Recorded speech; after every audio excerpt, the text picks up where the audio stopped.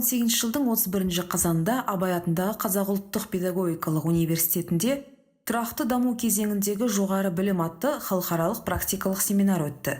Оның мақсаты жоғары оқу орындарының студенттері арасында экологиялық көзқарас қалыптастырудағы Біріккен ұлттар ұйымының тұрақты даму жолдарын талқылау.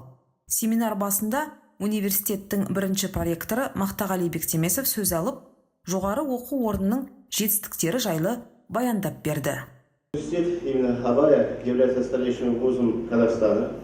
5 октября 2018 года у нас состоялось торжественное собрание, посвященное 90-летию Казахстанного национального педагогического университета имени Абая. В нем приняли участие государственный секретарь Республики Казахстан Гульшара Абдыкалыкова, депутатов парламента, представители Министерства образования и науки Республики Казахстан, дипломатических миссий, Национальной академии наук, ректоры ведущих университетов страны, известные отечественные и зарубежные ученые, более 200 зарубежных гостей, руководители, профессоров, преподавательский состав и студенты университета, а также выпускники Казимпур разных годов.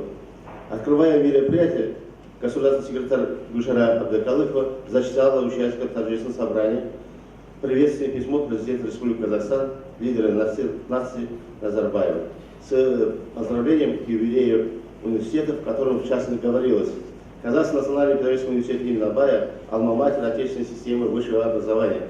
Сегодня он стал ведущим учебным заведением, историю которого начинается с открытия в 1928 году, единственного в стране педагогического факультета. В его становлении внесли ценный вклад такие видные деятели нации, как Ахмет Байтурсунов, Темирбек Жургенов, Халид Досмухамедов, Сакин Сейфуллин. В университете преподает 14 академиков, 155 докторов наук и 380 кандидатов наук, которые готовят востребованных специалистов для динамичного развития Казахстана. Был также зачитан поздравительный адрес от министра образования и науки Республики Казахстан Германа Сакадиева. Также с поздравлением выступил чрезвычайный полномочный посол Французской Республики Филипп Мартинье.